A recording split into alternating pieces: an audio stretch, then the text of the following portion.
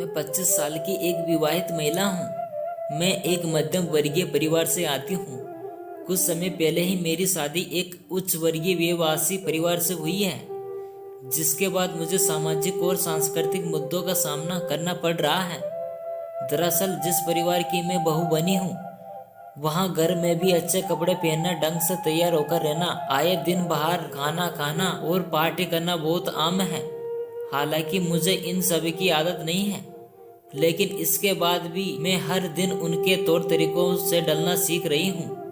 खैर, ऐसा करने में मुझे कोई परेशानी भी नहीं है, लेकिन जो चीज़ मुझे सबसे ज़्यादा परेशान कर रही है वह मेरे पति के चचेरे भाई हैं।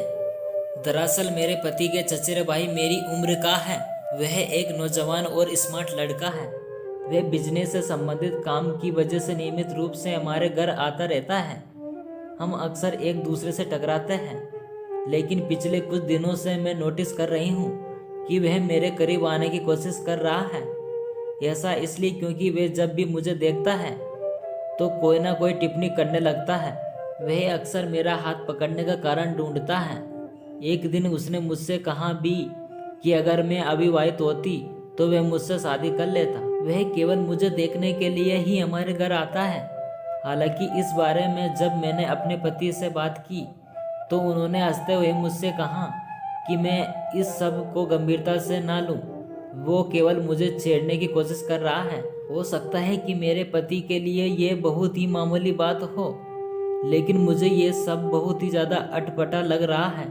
मैंने उनके चचेरे भाई को हिदायत देते हुए मुझसे दूर रहने के लिए भी कहा है, लेकिन उसने मेरी बातों पर कोई ध्यान नहीं दिया। मुझे उसकी इन आदतों की वजह से डर लगने लगा है।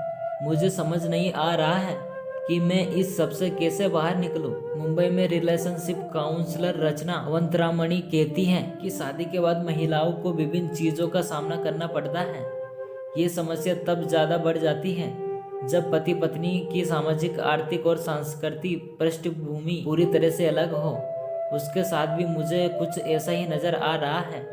आपकी शादी एक ऐसा परिवार में हुई है जिसका समाज न केवल रुतबा बहुत ज़्यादा है, बल्कि उनके रहने सहने का तौर तरीका भी आपसे एकदम अलग है। यही एक वजह भी है कि आपको अपनी शादीशुदा जिंदगी में काफ़ी चीज़ों से गुजरना पड़ रहा है।